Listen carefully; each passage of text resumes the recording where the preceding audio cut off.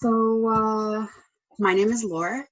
My pronouns are they, them, and I'm a facilitator with the AIDS Bereavement and Resiliency Program of Ontario. I'll ask you for your patience and compassion today. I'm showing up and working through a pretty epic headache, so if I'm a little bit slow on the uptake or it takes me a little while to gather my thoughts, that's where your patience would be greatly appreciated. Thank you. So I have a background in spiritual care where I help clients make sense of and mark changes and passages in their lives through astrology, tarot, and ritual. I have a background in mindfulness, and I use that to help clients with embodiment and grounding. So getting out of the noise of what's going on up here and coming back into the body in the present moment as a way to sort of ground and find a little bit of security in the moment. So with the ABRPO, I am a facilitator for the 2-day trainings that we offer. It's a resiliency building training. And they are interactive and discussion-based, where we present grief theory and resiliency theory, and then there's lots of opportunities for folks and for teams to feedback and say where they see themselves. And you know, there's exercises where we get folks to really interact with the grief theory that we're presenting, and that theory is designed to be a little bit more flexible, a little bit more personal than some of the grief theory that is based on moving through stages where at the end you're ready to move on, and we present something that's a little bit more flexible from the day to day in all of the different ways that grief could show up. We also share skills in those workshops around grounding and bracketing and how to stay well in the work and connected to your clients and community members and to yourself. So if you're interested in that more info on that training, you can find that on our website, which is abrpo.org. And I'll have a slide to put up at the very end of the webinar with our website on it. So this webinar series is part of a longer 3-hour workshop that I offer to teams and to organizations around building resiliency and working care into workplace culture. I offer teams and organizations consultations in advance so that the content can be tailored to the needs of the people on your team or the principles and philosophies of your organization. So this is a shortened version and taking some of the highlights out of that. So if you're interested, if this webinar series has made a lot of sense to you and you're interested, you can find my email on that very last slide, and you can get in touch with me if you're interested in hearing more about that workshop. Okay, so let's recap a bit from our last 2 sessions. So in session 1, we talked about, we asked the question, what is resiliency? And the way I make sense of resiliency is that it's a skill. It's a skill that we are able to practice. It helps us bounce back from stress, or you know, a simple way to describe it would be like if you get a wicked cold and then eventually you're able to get through the cold and return to normal functioning. That is one example of resiliency. Resiliency could also be look like adapting to this crisis that we are all in, and being able to continue keeping up with our work, even though that might look like our work schedule or our workload or the pace of our work has been modified. It might look like keeping up with clients and community members, that we may do that in a different way. So our ability to adapt to extremely stressful circumstances is an example of our resiliency as well. So how do we practice that skill? We do that through practicing self-regulation and co-regulation. We talked about self-regulation being the practice of checking in with yourself to ask the question of how am I right now? And then based on that question of how I am right now, we make a link to some kind of care or something we can do for ourselves to meet ourselves where we're at. So for example, my check-in this morning was like, how am I doing? I have a really bad headache. So what can I do next? And my next was making sure I stay really hydrated today and do a lot of stretches and spend some time on a heating pad. That's my self-regulation for today. And co-regulation is when you do that, but with another person. So that might look like checking in with a friend and saying, I'm feeling really down or I'm feeling really stressed. Do you have a minute to talk? And we, might unload our feelings, and then our friend is able to give us some change of perspective or affirm us or validate where we're at. And by doing that, it helps bring our emotions out of being activated into a state of harmony or balance.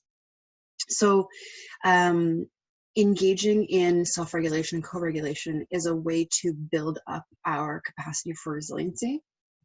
So that was what we talked about in the first webinar. Second webinar, we talked about things that can deplete our resources for self-regulation and co-regulation, because those are not infinite resources. And I think that we can make sense of that if we've had a really stressful day at work and we've held it together, we've managed our temper, we've held back the tears, we've held ourselves together all day through using tools like breathing or compartmentalizing or bracketing. And then we get home and the internet won't work and we throw something around and we lose our temper, and it maybe doesn't have so much to do with the internet not working in that moment, but our capacity to regulate that intensity of emotion has been diminished by the stressfulness of our day. So it's important to recognize that, because if we can know where we are in a moment and where our resources are at for being able to regulate and meet ourselves in our emotions and offer ourselves care or access care, if we can know where we're at in a moment, then we can access care that won't further deplete us and that will actually build a bit of resources. And I told a story how I came upon this content, how I built this workshop, was that I experienced chronic illness, and sometimes I'll go into a flare-up for about 6 weeks, and then sometimes there'll be a day of feeling energetic and feeling a little bit better. And what I used to do was come out of that and write like a 15-point care plan where I'm walking 3,000 steps a day, I'm cooking 3 meals a day, I'm reaching out to 5 people a day, and this epic list that after 2 days of doing it, I'm more tired than I was when I was in the flare-up, right? And so I wasn't meeting myself where I was at, knowing that I needed to go slow. Maybe it's like cook 1 meal a week type of thing, rather than cook 3 meals a day. And so meeting myself where I was at sort of became the centerpiece of this, because though those acts should have made me feel better, they actually made me feel worse. So I thought there was something going on there, and that was that I wasn't meeting myself where I was at, and that care was actually further depleting my already depleted resources. So we talked about some of the things that can deplete our resources for regulation. So one of them could be the stressors in your life. So like right now we are in a global pandemic and things feel very overwhelming, and that is going to tax our resources for our ability to check in with ourselves, our ability to give good care to ourselves or access good care that we need. It's going to make it harder to manage our emotions and keep our to monitor our overall wellness. And another thing that can tax our resources for regulation are the marginalizations that we experience. So as I described, I live with chronic illness, so that just the load of effort that it takes to live with that taxes my resources for regulation. The same would be if someone lives in systemic poverty or experiences racism or misogyny, that any marginalizations we experience create this taxing load on just getting through the day-to-day. Makes it harder for us to regulate our emotions, makes it harder to check in with ourselves and give ourselves thoughtful, consistent care. So as I said before, it's important to recognize that, because if we can check in where we are at in a moment, then we can give ourselves care that builds resources rather than further taxes us. So to go forward from that, we talked about how that impacts burnout, and that those folks who experience multiple marginalizations, so who have extra loads taxing their resources for regulation, are more susceptible to burnout. And we talked about burnout being this chronic state of exhaustion, of hopelessness. You can call it burnout, you can call it compassion fatigue, some people call it heartbreak, where the ways that we are so invested in the work, it breaks our heart because there are systemic forces at play that undermine our efforts, and that can break our hearts, right? And so we talked about breaking surviving and thriving into 2 categories. Most of the work on burnout divides it into 4 steps, but we took it into 2 categories, surviving and thriving. So thriving is the very early stages of burnout. You might not even know, it's just regular levels of stress. There might be sleepless nights, but it's mostly managed. The workload seems to be becoming overwhelming, but you're still sort of staying on top of it. And in this stage, you're still able to engage in elaborate care acts. You have the energy to keep up most of your routines, though some of them might start slipping a bit. And then surviving is when the burnout progresses and that exhaustion becomes systemic. Depression and anxiety are deeply rooted in. Excuse me, we may have a flare-up of a pre-existing health condition or are at risk for developing a new one. And this is where we're not able to keep up our routines, and the care that we need when we are surviving is much different than the care that we need when we are thriving. And so we talked about hard care and soft care and matching that to when you're surviving or thriving. So when we are in a state of surviving, like right now, many of us are either surviving, or we did a poll at the last webinar, we're right in the middle between surviving and thriving. And so we may need softer care, care that is more based in self-soothing, care that is easy to give ourselves, rather than hard care, which is care that improves our functionality in the long run, but is tougher to do. That care might look like cleaning the house or having a tough conversation with a friend where you enforce boundaries.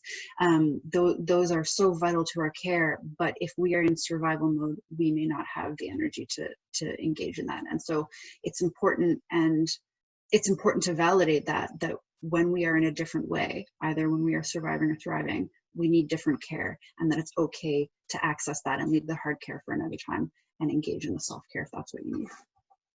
Okay, so in this session, we're going to be talking about care a little bit more, and we're going to break it down using a holistic model that divides care into physical, emotional, mental, spiritual, and community. This is a model that I work with in my spiritual practice that comes from Western astrology. The ABRPO uses a similar model that was taught to the founders of the program by Indigenous elders in Manitoba. So similar holistic systems, but the one that I am most comfortable with and familiar with is one that comes from Western astrology that breaks things down by season into physical, emotional, mental, spiritual, and I have added the community dimension in to recognize that we are social beings and that we need that community care. And so as we break that down, we're going to think about hard care and soft care and where that can come in. And then there'll be parts where I'd love to invite feedback in. We're going to talk about what kinds of care we're using lately. So that would be an opportunity to unmute your mic and speak with your voice if you want, or add it into the chat bar and I'll be able to see it. As I said, I should pull my chat bar up. So I'll let you know when, but it would be great to have some feedback there. Like I said, I usually offer this as a 3-hour workshop where we're together in person in a group. So this is the first time I've ever offering this in a webinar. So it would be great to have some feedback, because normally there's a lot of engagement in this workshop. Okay, so I have a slide. Let me screen share.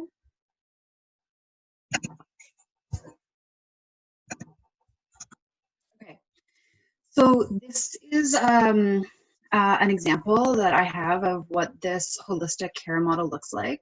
So in the inner circle, we've got a quadrant for physical, a quadrant for emotional, a quadrant for mental, and one for spiritual.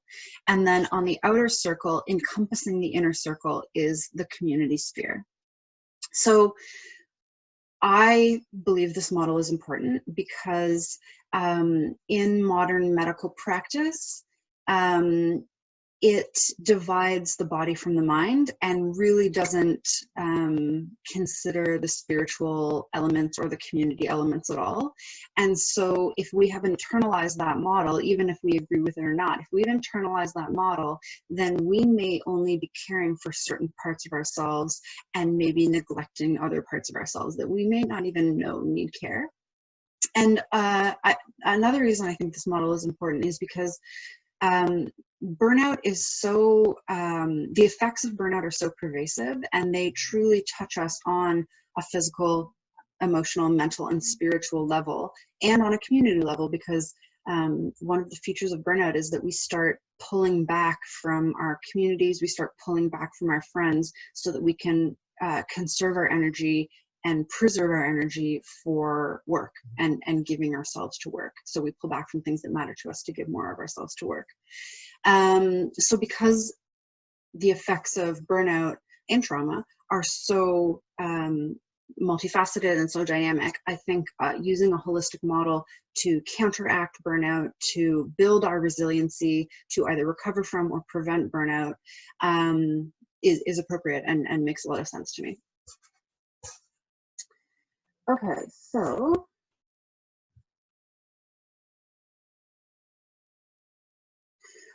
one of the ways to use this holistic model is to practice either self-regulation or co-regulation, where if you're using it on your own, if you're self-regulating with this, you would use this as a prompt to check in. So I would check in with myself and say, okay, how am I doing physically? Today I have a headache. And how am I emotionally? I'm feeling good. I'm excited about this webinar. How am I feeling mentally? I'm a little bit cloudy mentally because of my headache. Okay, how am I doing spiritually? I'm feeling pretty connected. And we'll talk more about what these quadrants are individually. But one of the ways we can use this is to check in on how we're doing and then match a care act to each of these. So I said I was doing pretty good emotionally, so I maybe don't need to give myself care there right now. But physically and mentally, I'm feeling a bit cloudy mentally, and I'm feeling that headache physically. So those are the two quadrants where I'm going to focus on my care today. And I'm going to take a break from looking at my phone to rest my mind, and I'm going to make sure I stay hydrated for my physical body. So let's break down what these quadrants are like. And as we break them down into quadrants, let's think about what hard care and soft care might look like. And so an example, my soft care for my body today, because like I said, my head is really hurting and I'm feeling a little bit weak because of that. I'm going to engage in soft care, staying hydrated and laying on a heating pad are about where I'm going to go today with my physical care. But if I was feeling really strong physically, then my hard care physically might be to walk around the block with the dog today at lunch. But because I'm not there today, I'm not going to do that. And so that's an example of when and how to use hard care and soft care based on where you are at in the moment. And so if you were co-regulating, if you were doing this with somebody else, this could be a check-in model to do with your team at work before a shift. And it could be writing something out like this. Like I have a little card that I use that has this drawn out on it in a circle that I'll use with clients to just prompt us to check in. And so through the act of engaging with another person and talking back and forth, it helps us be reminded of the kinds of care we can need or feel validated in where we are at in that given moment. And another person can maybe help us gently hold us accountable for that kind of care. Okay.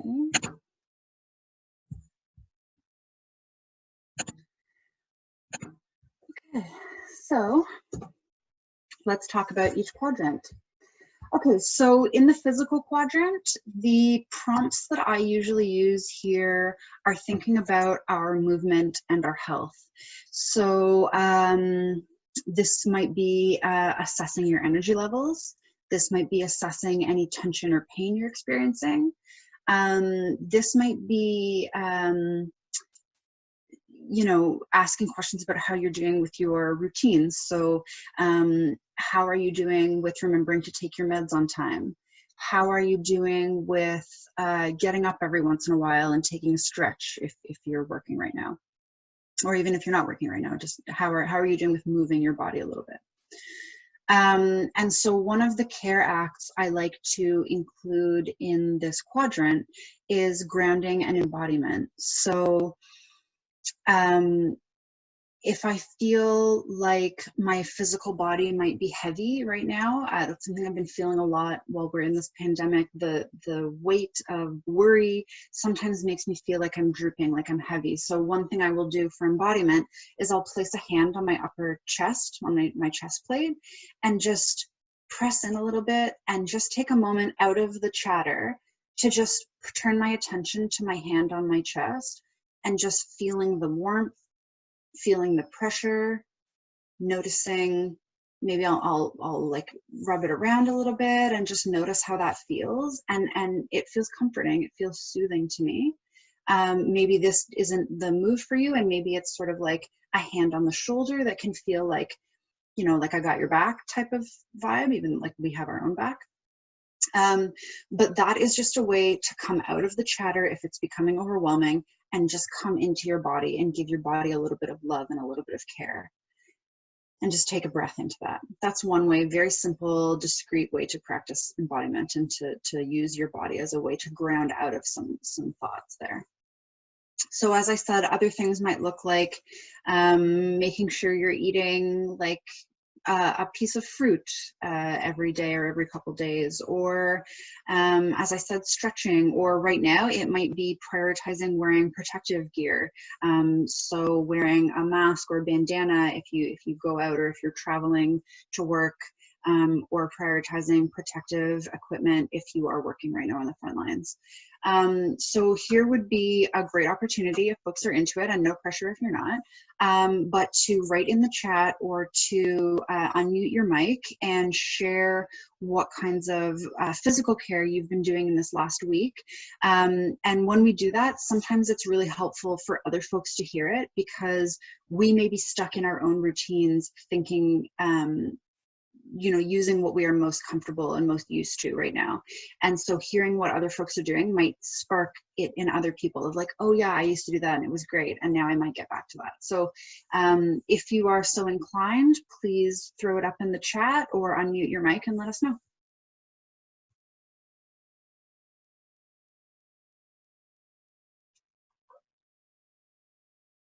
As I drink my giant tea.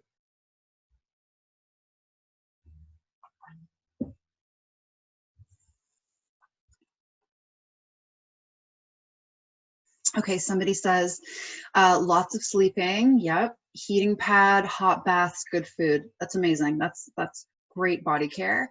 And I feel like sleeping is something that a lot of folks are doing right now. I feel like the overwhelmness of the pandemic right now might be bringing up some of our stress responses, and some of those might be like a freeze response where there's not much we can do to control or to act back against it. And so this makes a lot of sense to just give in and engage in that restfulness, engage in that having lots of sleep. That's good for our bodies for sure. Okay, Thomas says stretching and remembering to move. Yeah, so if folks are working at home right now, you know, you don't have the same environment where you're walking down to somebody else's office or you're moving around a lot at the site you work at. So remembering to get up and stretch and just like do a lap around your apartment every hour or so is so crucially important.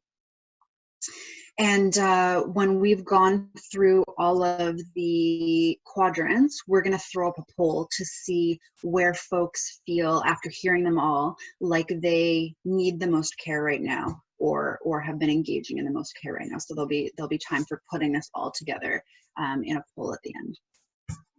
Okay, so let's move on to the emotional quadrant. So here it's about checking in on moods and feelings. So have your moods been consistent? Have they been swinging all over the place? And what has the tone of your feelings been? So for me personally, my moods have been swinging all over the place, going from really activated with anxiety to sort of feeling really down. excuse me, and that's sort of going day to day, and I'm just trying to ride it out and be compassionate and kind with myself while that's happening. And so with feelings, it might be about labeling a feeling. Maybe you don't have to get too specific if that's tough for you, but just, addressing the general tone. And so here, emotional care might look like saying kind words to yourself or reaching out to a friend to say kind words to you. Emotional care might look like letting the tears come when they need to come right now. If there's a lot of overwhelm, just letting them come when they need to come, and that's okay. Letting that out can be an act of care for ourselves, right?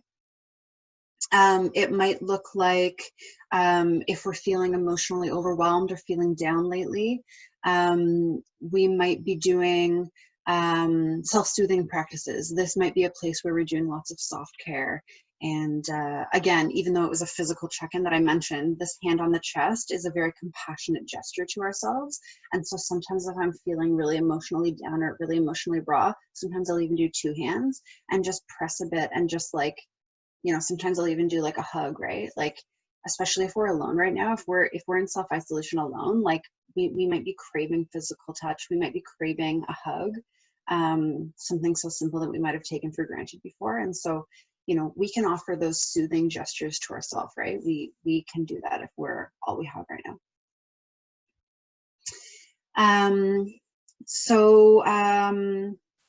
Emotional care, another one that I've been doing lately, is following accounts on Instagram that have affirmations on them that make me feel good about where I'm at right now, that make me feel centered in where I'm at, and that where I'm at is okay and who I am is okay right now. So I like those affirmation accounts. So this could be another chance, if you want to unmute your mic or to type in the chat bar. What have you been doing lately to take care of your emotional self and your feelings and meet your moods where you're at?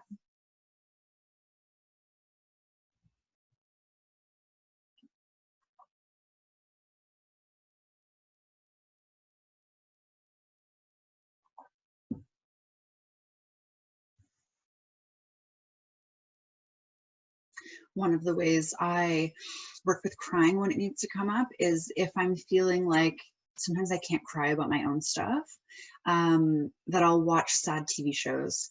I'll watch really emotional movies or like emotional documentaries, and it will just get those emotions moving in me if I'm feeling they're a little bit stagnant. And sometimes I'm not even crying about my own stuff, I'm crying about the TV stuff, but it just moves something in me, and even that is an act of care to get those emotions moving. So we had some folks, right?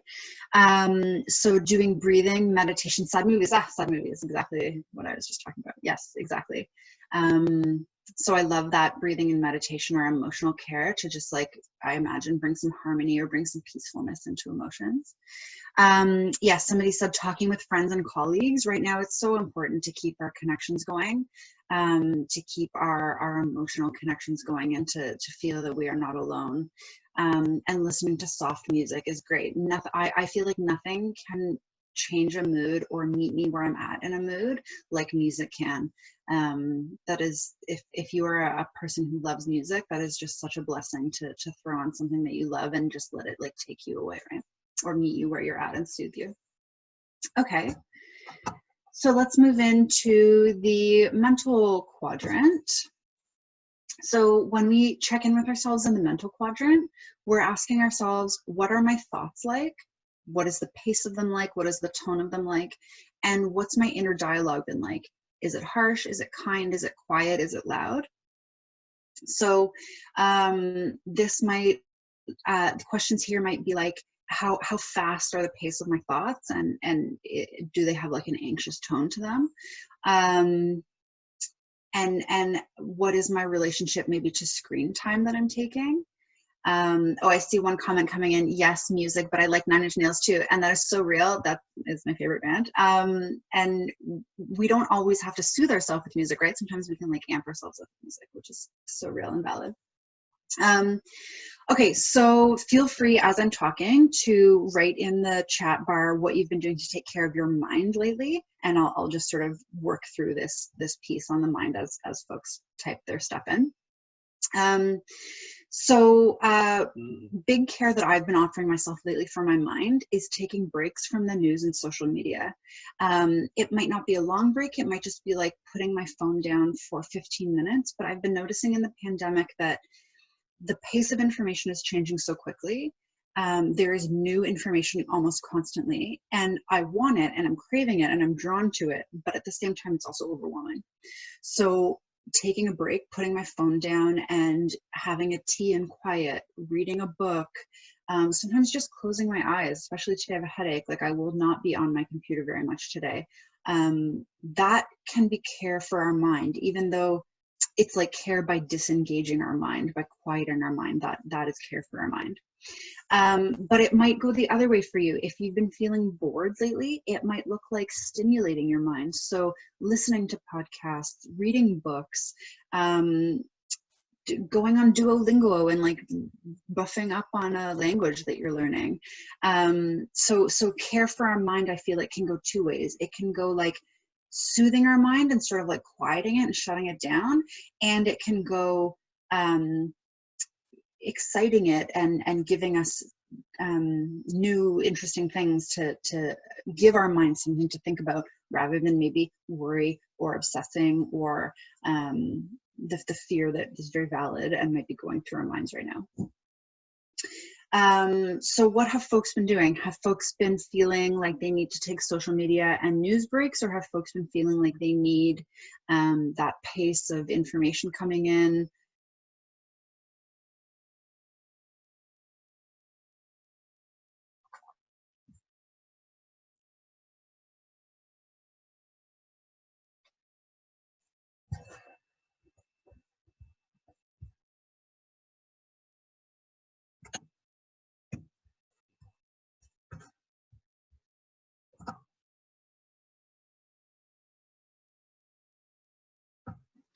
Okay, so let's talk about our last quadrant, which is the spiritual quadrant. So, and I should say too, as we're going through these quadrants, it's okay if you don't relate to one of the quadrants.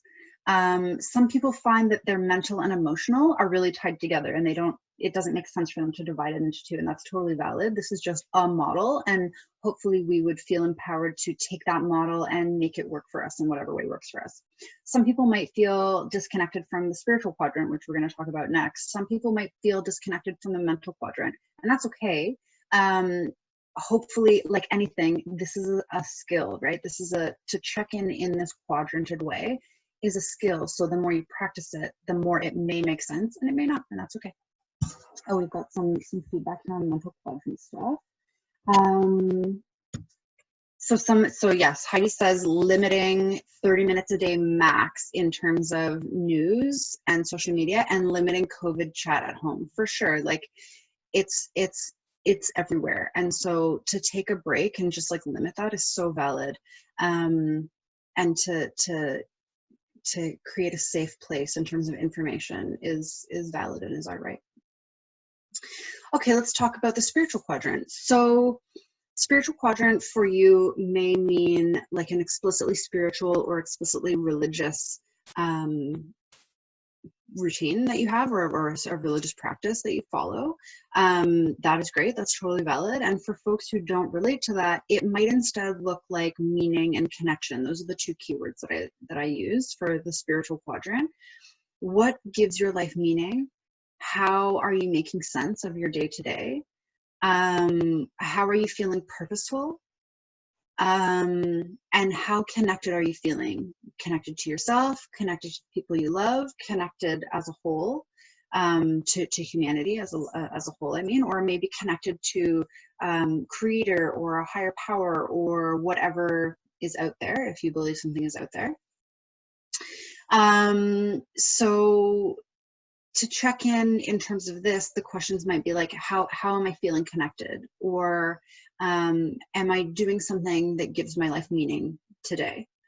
And so some of the care that I have been doing in this quadrant has been prayer And again, we're thinking about things in terms of soft care and hard care, right? So on a day where I'm feeling like I have a ton of energy, this is where I may meditate for like 10 minutes, something that helps me feel connected and sending out love and kindness. But on a day where I don't have that energy in me, like today, even though I'm feeling pretty connected, I definitely do not have it in me to meditate for 10 minutes. And so I may just light a candle. And as I light that candle, I may say, please keep the people I love safe, or may I know peace today, or something like that, right? Or maybe I don't even say anything, I just light a candle. And in that act of lighting the candle, it's just a moment to feel connected to myself and to whatever is out there, and to humanity if I'm sending out like a love and kindness wish for other people. But for other folks, it might look like, it's tough because folks who belong to spiritual fellowships, we're not allowed to meet in person anymore. So maybe you're engaging in that online. Maybe it's an online community, or maybe it's about watching something that makes you feel connected in terms of philosophy or spirit or religion online. Or maybe it's about having faith that we are going to come through this pandemic, that we will be changed drastically, that we will come through it united as humanity. That might be something that gives you a sense of meaning, or a sense of faith, or a sense of peace. So how do folks relate to this? Do folks have something that they're taking care of themselves right now? Is this something that you are relating to right now? Let me know, either through unmuting your mic or writing it in the chat bar. Let me know what you've been doing lately in terms of your connection and finding meaning in things.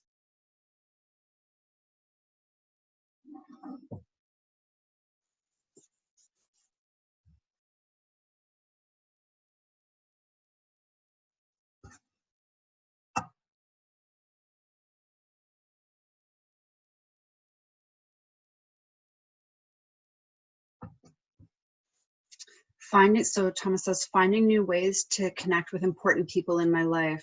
Oh, doing a virtual Easter dinner. Wow, I hadn't even thought of that.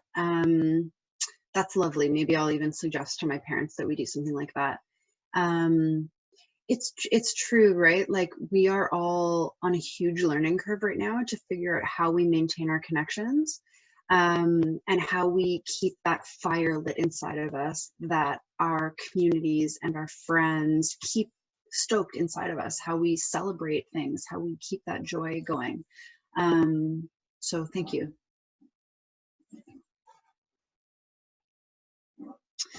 Heidi says, gardening and bird watching from my yard. I love that. My wife and I are trying to figure out how we can do a couple planters on our front patio. And it's perfect season to start the seedlings. So I've definitely been thinking about that. And I love that you live somewhere where there's enough bird diversity to watch them. That's great. Okay, so let's talk about our last sphere. As we were talking about, there's like the quadrant that is broken, or the circle that's broken into 4 quadrants, and then we have the greater circle, and that greater circle is the sphere of community. So community care for me, when I'm checking in to see how I'm doing in terms of my community, it's places where I feel seen and heard, places where my culture and tradition is honored, places where I can reciprocally show up. So when I need support, the community is there, but when somebody in community needs support, I'm there. Right? There's this reciprocal tie. And so this has been drastically altered in this pandemic. And so this right now might look like doing something like this on Zoom rather than in person. It might look like online care groups. I know there's a couple on Facebook that are like city specific, that have care resources, or folks just being like, I need this, can anybody drop it by? And something that I did the other day, I was walking my dog cutting through a park, and I noticed that there was a man sitting on a bench, and we were far away, but I just thought, like, you know, it just touched me in a moment, like this man might be social isolating alone, like maybe he's just like so lonely. And so I was just like, hey there, how you doing? And he just looked so happy that, you know, I had made that connection. And so he was like, fine, and yourself? No, fine. And then we just continued our walk, right? But for me, that was like an act of community care to just be like, I see you, what's up? We are in this together, we live in the same neighborhood. So for me, that was a really important act of community care. So what have folks been doing to keep their community ties alive? I know some folks are still working, and so you're still seeing clients and community members. So, you know, there might be some physical contact there. My wife and I made a bunch of care packages and sanitized everything and then drove them all around the city last weekend. That was our community care. And in I'm a part of a recovery community, and we meet on Wednesdays downtown, but now we've moved everything online. And so we've actually started doing 2 meetings a week so that our recovery fellowship can maintain connection and we see each other online. So that's a way that we've been sort of adapting. And I should say, adapting was one of the words we talked about before about resiliency, right? Like all of the ways that we are adapting our care in the face of this pandemic is keeping up our resiliency, right? All the ways that we are recognizing what we have energy for, what we don't have energy for, and meeting ourselves in that place is building resiliency through this pandemic, especially if we are adapting to maintain our connections, to maintain our care. All of that is building resiliency right now. So we are all doing this.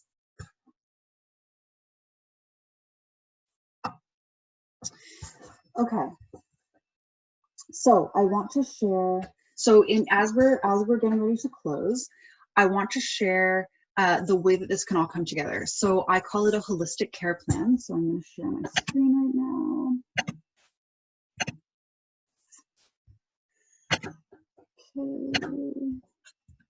Okay.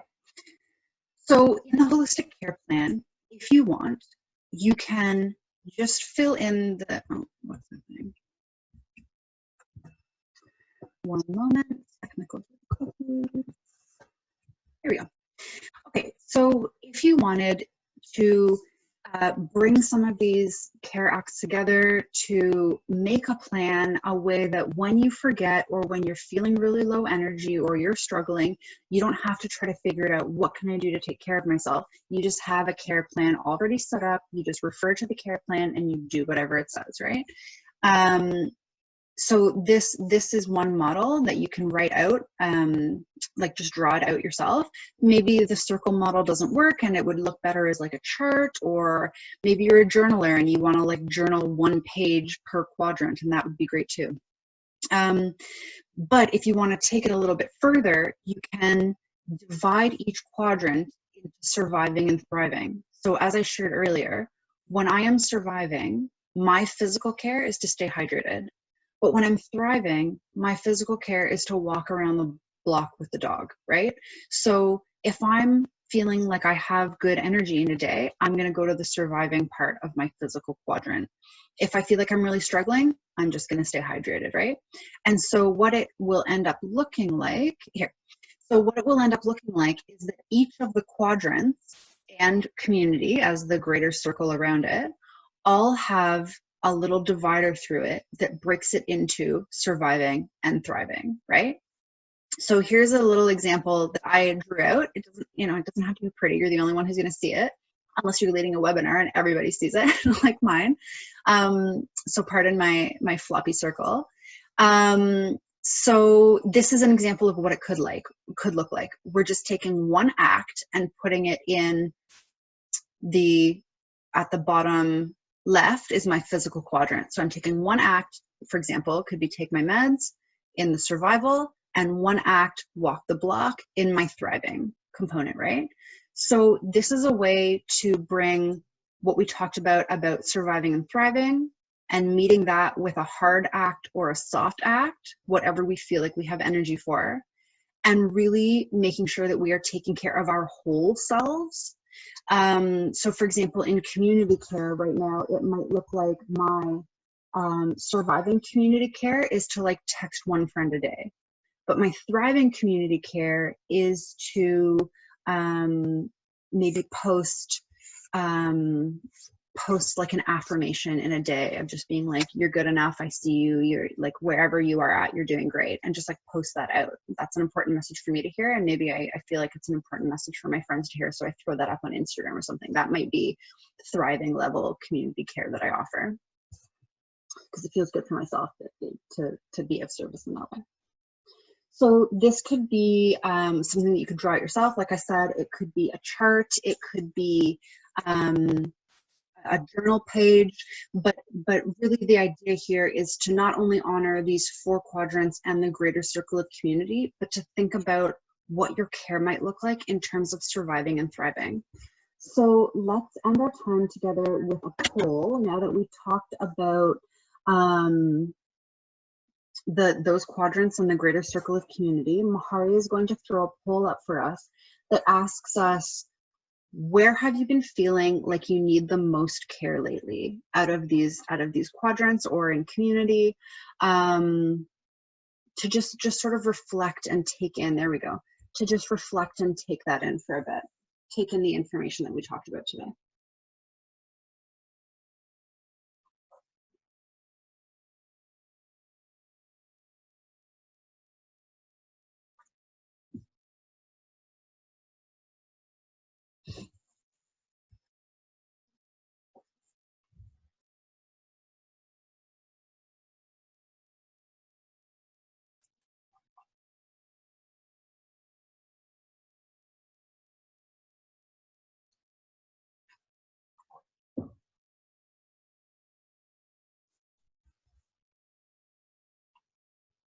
We'll leave that up for just a couple more seconds.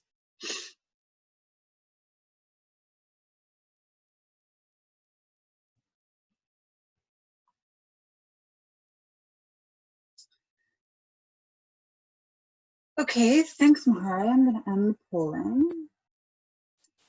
Okay, so it looks like there's some physical, emotional, and the one that had the most folks in was mental. So what I would recommend with wherever you answered in is to start with your care plan in that quadrant.